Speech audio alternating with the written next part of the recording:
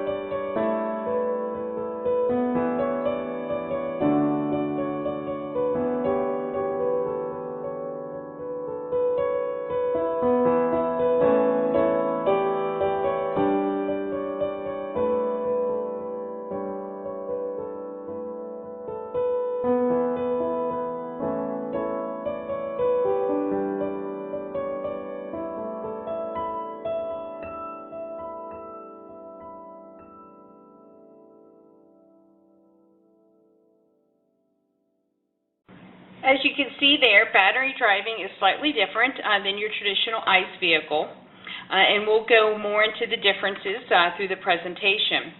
But what I wanted to introduce to you today is also the electric shuttles. We will be using electric shuttles and electric vehicles, talking about those, using them interchangeably throughout the presentation. So an electric shuttle is an electric van that transports 9 to 15 people from one location to another without the release of any carbon emissions. An example is the Zenith Electric Shuttle.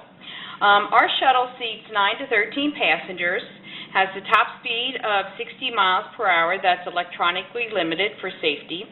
Our vehicles are propelled by 90 to 108 lithium-ion 4-phosphate batteries.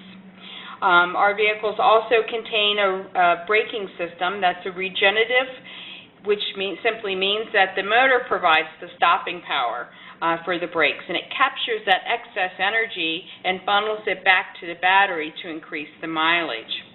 This vehicle takes about 6 hours to charge. So now that we know a little bit about electric vehicles, the basics, I thought we'd start by looking at the current state of electric vehicle market. EVs are gaining a wide acceptance in the general public. Motorists have bought more than 110,000 plug-in cars since January 2011. The U.S. Department of Energy recently announced that about twice as many electric vehicles were sold in the first half of 2013 compared to the first half of 2012. Majority of these EVs, 60%, are actually used in commercial and industrial applications. The industrial and commercial EV market is expected to grow 4 times over the next decade as battery prices continue to fall. Why are we seeing such growth in the electric vehicle market? Mainly due to the benefits that electric vehicles provide. Electric vehicles eliminate the costs for gas or diesel. It reduces the dependence on foreign oil. It insulates you from the tremendous gas swings we see in prices. There's no wasted energy. There's reduced maintenance. It eliminates costs associated with smog checks.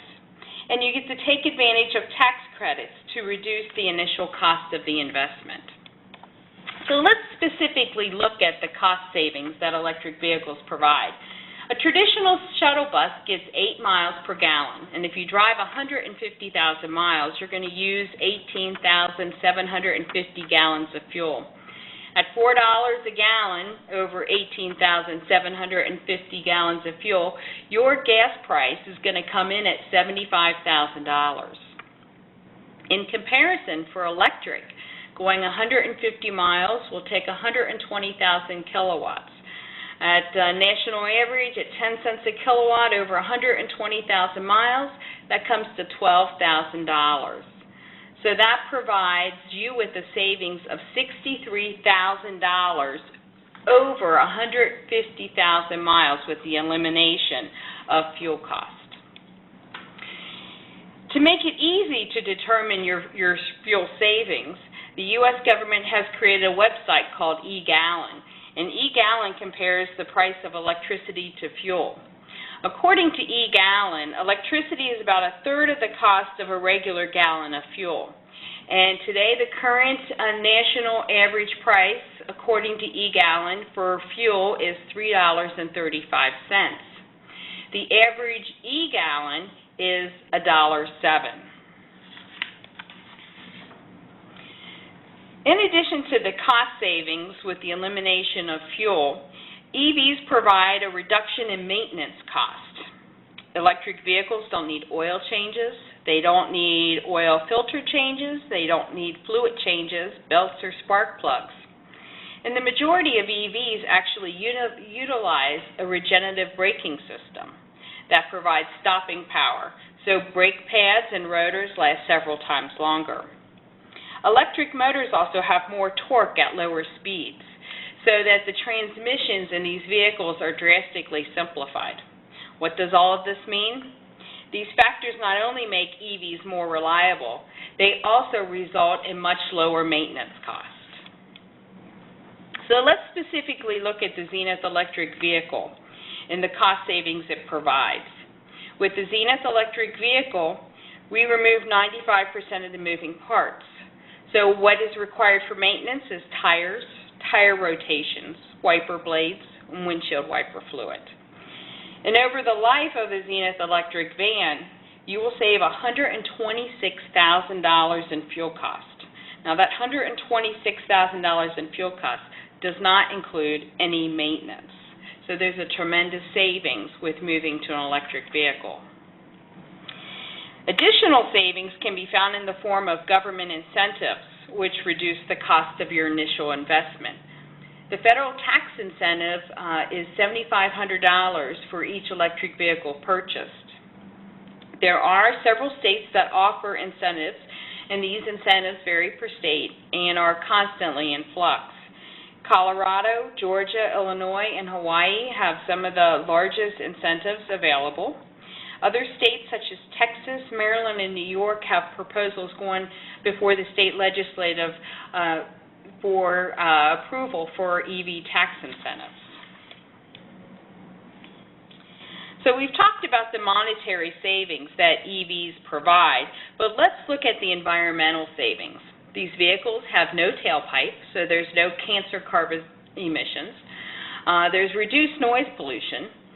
There's a reduction in power consumption due to the improved efficiencies of electric vehicles with the regenerative braking, their lighter weight, they have improved batteries and can go further distances. Also, they reduce oil consumptions, which reduces our dependence on foreign oil, and it also reduces the amount of dumping of engine oil. All of these elements reduce our carbon footprint.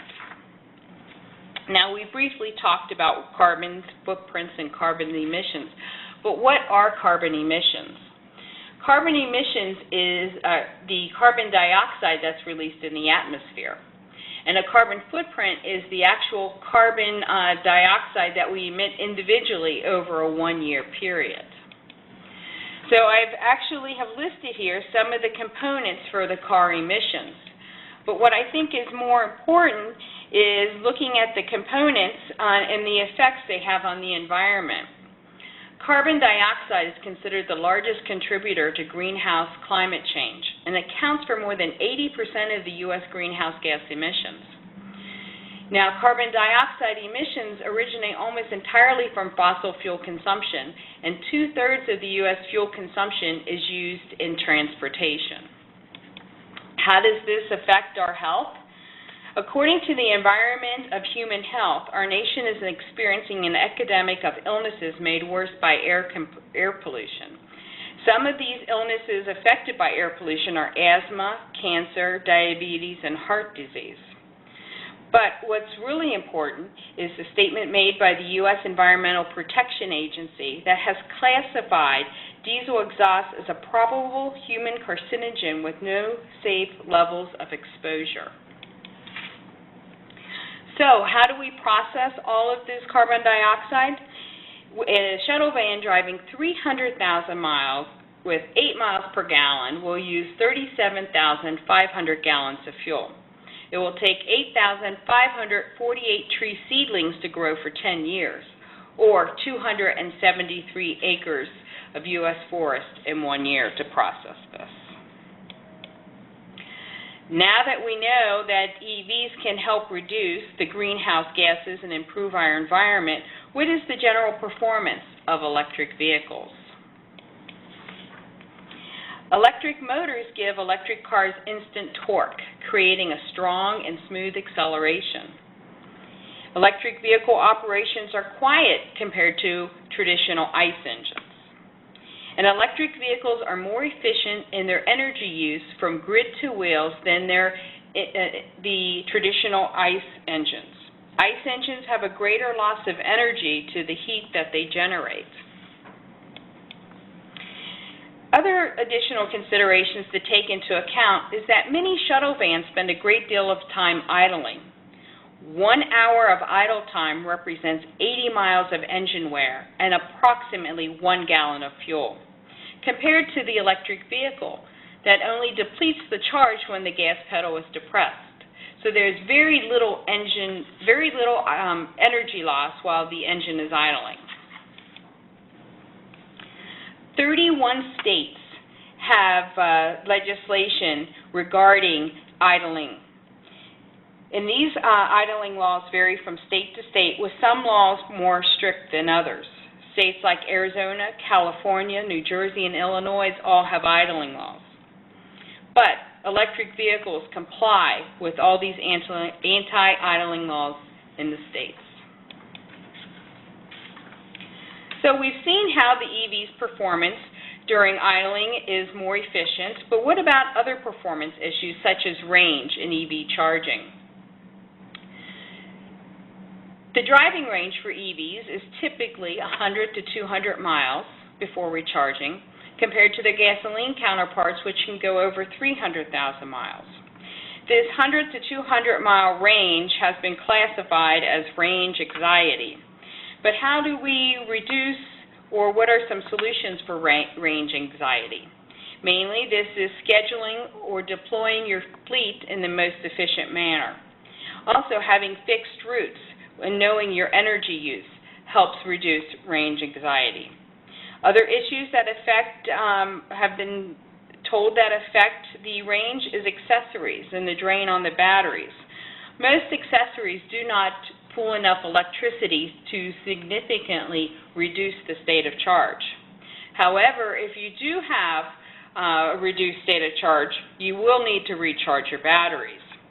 And the average time to recharge an EV battery pack is 4 to 8 hours. Even a quick charge, which gives you to 80% of the battery, can take 30 minutes, compared to the few minutes that it takes for an ICE engine to refuel. One good point is that electric vehicles can be charged in your own parking lot. And to charge them, you'll need an EV SE, which is known as your charging stations. There are 3 types of charging stations that are available. You have level 1, level 2, and level 3. Level 1 being a 110, 16 amps. This is the slowest of all of the 3 charging stations. The level 2, which is a 220, 80 amp, which is very similar to the plug that you have for your dryer. This level is the most commonly used. Level 3 is your DC fast charge. This is the fastest of all the charging stations. However, there are very few of these DC chargers that are available for public use. So with all the performance and benefits of electric vehicles, what is the prediction for the electric vehicle market? According to PricewaterhouseCoopers, as operating costs continue to rise for traditional ICE vehicles, electric vehicles will gain a higher level of acceptance due to the decline in the EV operating cost. So as this market continues to grow, where and what are the applications for EV shuttles that make sense? Airport parking facilities, off-site parking facilities, and hotel parking. They make sense for airport parking because many of these shuttles go multiple and continual short trips. They have limited mileage, limited speed, and they spend a great deal of time idling. These routes also contain continuous braking patterns, so the regenerative braking package can add additional miles to the batteries. Off-site parking for employees or customers. Electric vehicles, there is no longer concern about obnoxious emissions. There's low noise levels, and these vehicles provide a smooth, comfortable ride. And the image that these vehicles provide is very eco-friendly.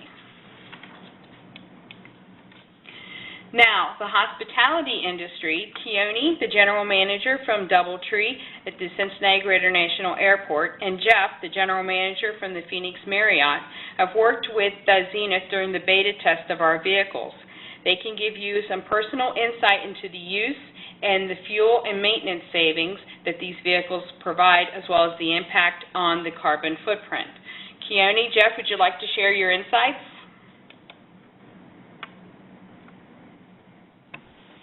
Jeff, do you want to go first, or do you want me? Keone, why don't you start? Okay. Well, we've been involved in the Zenith beta testing from day one, and what we've really seen is ideally is our fuel costs have basically gone to nothing. You know, we have a few here and there only because every once in a while we need a second shuttle.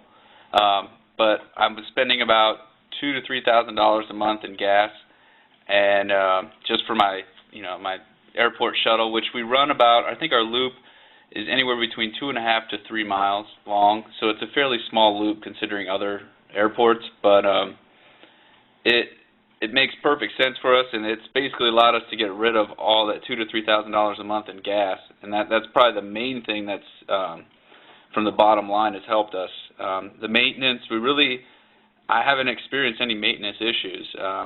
My other gas one, we were always doing the oil, we were always having to do tires, but the Zenith one so far hasn't given me the tire problems I guess I expected it to, dealing with the weight.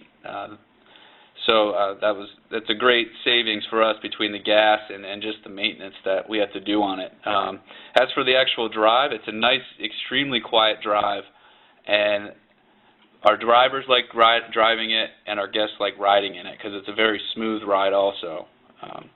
You know, the guests will get in and they'll think they'll be on a monorail because they don't know, you're not accustomed to getting in a car and not hearing the engine or hum at least. So it's done really a lot of conversation pieces, and a lot of conversations have started over, getting into the shuttle, which is great for a hospitality, in a hotel, because it gets your guests talking, and it kind of breaks down that barrier and makes them more comfortable with you. So it's really served monetarily to help us, but also to, really open up the guests for us, to get them, verbally, interacting with the driver, and having them be able to talk to us more about anything that's going on. So also, the charging, I know you spoke about that fully charged 6 hours.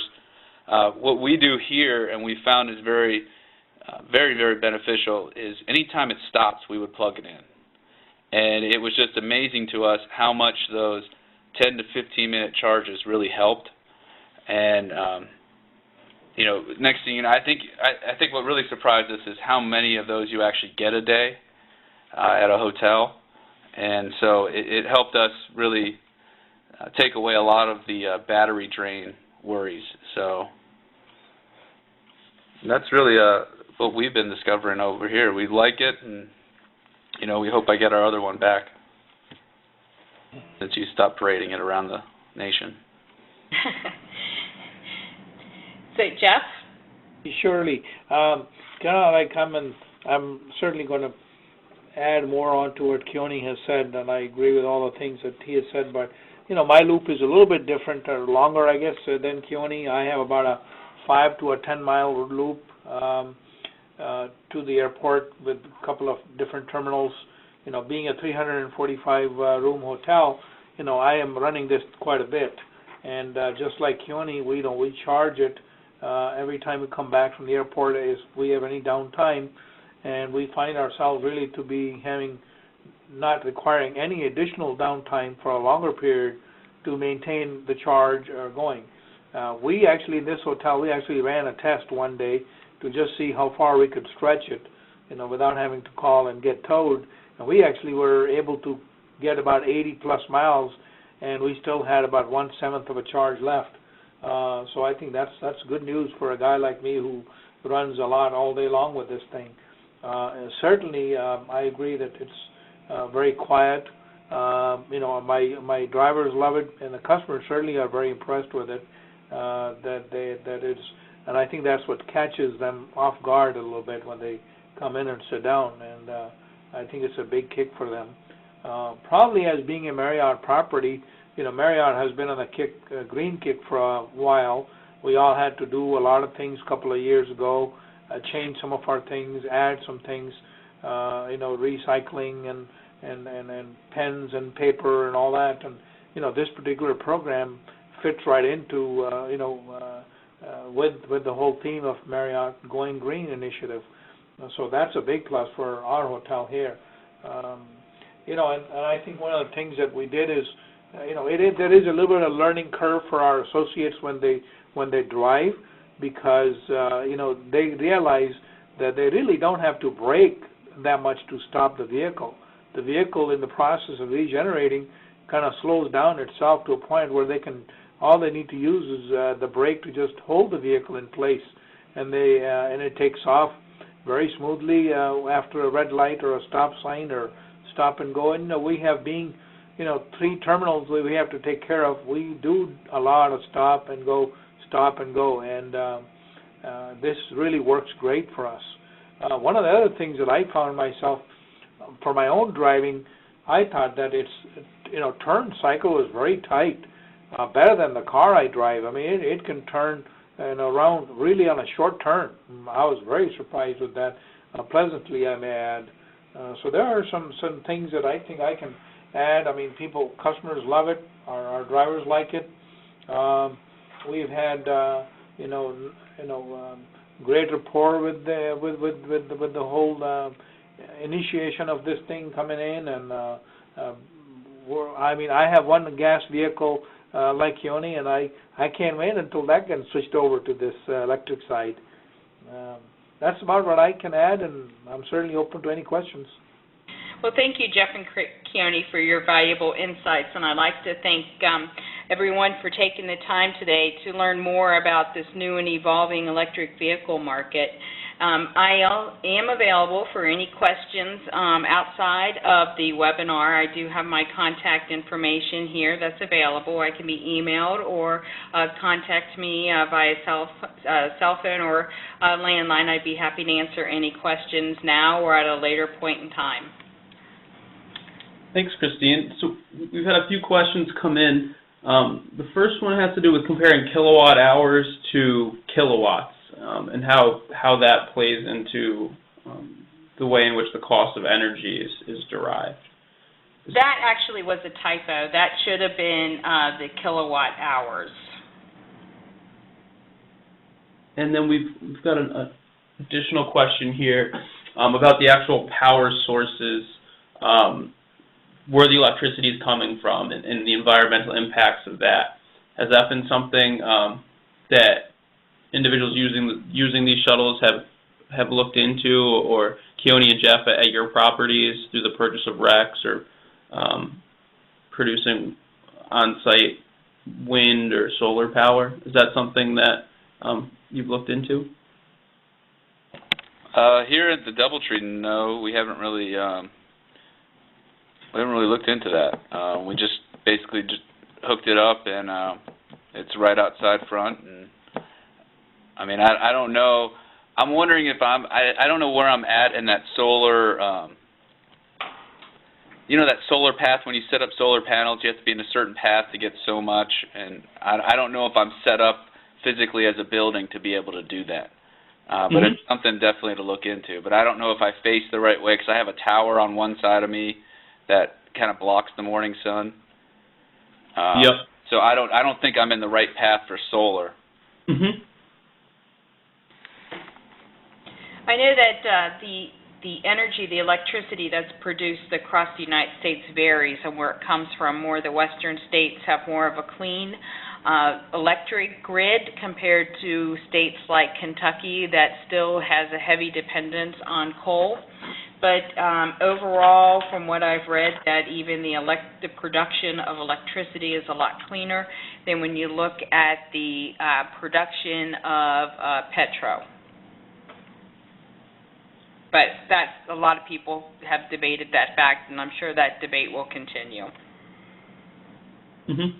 And as far as charging infrastructure, is there a certain level that's recommended for these shuttles? Or I would assume that part of it depends on your scheduling, how consistently you're running. But is it recommended that you deploy a level 3 fast charger if you're going to implement a shuttling solution such as Zenith's? Or or level 1 or level 2? A level 2 is what's most commonly used, and that's what we recommend for our shuttles. Level 1 is going to give you pretty much a drip charge, and it's going to take, about 12 hours to fully charge a battery, if not more. Level 2 gives you a consistent power that you can charge the vehicle fairly quickly. The DCs really aren't available on the general market, and what you see with the sales of these charge stations is mainly a level 2. Thank you. So an additional question, Christine, are you aware of any studies that have been done? There's a number of alternative fueling options out there, natural gas being one, propane, biodiesel, electricity, each having their own environmental and economic return or impact. Do you know if there's any studies that have been done comparing the ROIs on those different types of technologies? I haven't seen anything recently that does a comparison of all of those. I think that each of them has their, own positive attributes. There's a lot of them out there that really aren't prepared to move forward as electric is, such as CNG, because they're hard to refuel, hard to have locations to refuel and to install. A fueling station is expensive compared to installing a charging station. So I think a lot of these technologies are just now starting to blossom. But the one, not really study, but articles that I've read has that, electric vehicles have the stamina to really make it forward in the future. Thank you. So that's all the questions we have for now. I'd like to take a moment to thank our presenters for sharing their expertise. Christine, your expertise on electric shuttles, and Keone and Jeff, your experiences with them. It's been helpful in helping us to gain a greater understanding of this technology and the opportunity that it presents for the parking industry. As of tomorrow morning, this presentation, as well as our panelists' contact information, will be available on the Green Parking Council website. I encourage you to reach out to Christine if any additional questions come up. And in addition, if you have any suggestions for future webinars, please email me at trevor@greenparkingcouncil.org. Thanks for joining us. Bye.